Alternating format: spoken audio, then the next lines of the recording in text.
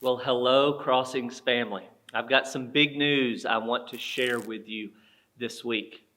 Our church leadership has been praying and planning when the Lord might be leading us to relaunch our in-person worship services here at the church.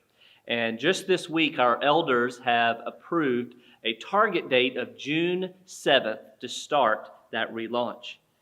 Now, we understand that this has been and is a difficult and isolating time for all of us. We understand the longing of all of our members to want to get back together, to be able to worship and fellowship and encourage one another. But we also desire to love and protect and care for one another and your safety in the best way that we possibly can. So we've taken a lot of time, we've done a lot of research, and we've committed this to a lot of prayer. We want us all to understand that returning here to campus to worship is not going to be like flipping on a light switch. It will be way more of a process in which we build towards some kind of sense of normalcy here at the church. And we want to keep repeating this.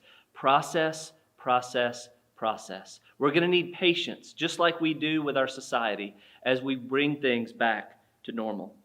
We've developed a 4-phase process of getting our church back to our church full schedule. This phasing process is likely to be drawn out over many, many, many months as we closely watch developments at our local community and at the state level. Today, I just want to share with you the details of Phase 1, which I just said we're targeting to begin on June 7th. Now, I know that the guidelines that I'm about to share with you that our church has adopted, for some of you, they may seem a bit extreme. And to others of you, you still may not feel comfortable coming back to worship with us. And that's why we're asking that we all give each other grace during this time, and that we also seek to consider the well-being and the health of the care of every single one of our members in our different situations. So it's with that in mind that our leadership really wants you to feel more comfortable coming back to your church than whenever you would go out to the store or when you go pick up groceries. So what's this going to look like? Well, having studied our sanctuary and as we desire to maintain social distancing, we're striving to keep our attendance under 100 people. We will be seating people on every other row. Of course, immediate families will be sat together, but everybody else is going to be sat with at least 6 feet of social distancing between us. So to make sure we can keep our attendance under 100 from the very beginning, what we've desired to do is we're going to split up our congregation just based on the alphabet. If your last name is A through M, you're going to be invited to come and worship with us that first Sunday, June the 7th.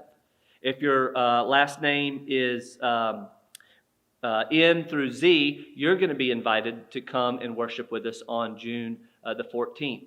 So we're going to work this rotation through those first 2 weeks, and then after that, we're going to reevaluate and see what we need to do from there. Now, we're going to seat you and dismiss you maybe like you've had in a formal wedding before. Ushers will be at the door. They'll be wearing a mask, and they're going to come in and seat you, again, with social distancing in our sanctuary. This is the best way we feel we can maximize our sanctuary space. Then when the service is over, ushers will come and dismiss our rows one by one. We insist that there's not any congregating or any kind of visiting in our foyer or anywhere inside the church building. And we really want you to be conscious about social distancing, even outside anywhere on our church grounds. Now, we're not going to have a nursery or any kind of childcare during Phase 1. So young parents, keep that in mind. Your children will be sitting with you during worship. But if your child needs attendance during that worship time, we are going to have a few rooms available if you need to take your child out and attend to any of their needs. And in between every single parent who has to step out, someone will be back there to disinfect and sanitize those rooms repeatedly in between each usage that's needed. We also find it very important to follow CDC guidelines during this time. And so you're going to hear this repeatedly. We're going to be trying to do that as a church. What that means is we encourage any of you, if you are 65 years or older, we encourage you to stay at home during this relaunch. We care about your health as our priority. If any of you maybe have underlying medical conditions, we also encourage you to stay at home during this time. But we also want you to hear from us. No one will be prohibited from coming to the church or attending our services based on your age or based on your medical history. Now, we also need to be very clear. We're going to have a very strict zero tolerance policy for sickness or even symptoms of any kind of sickness.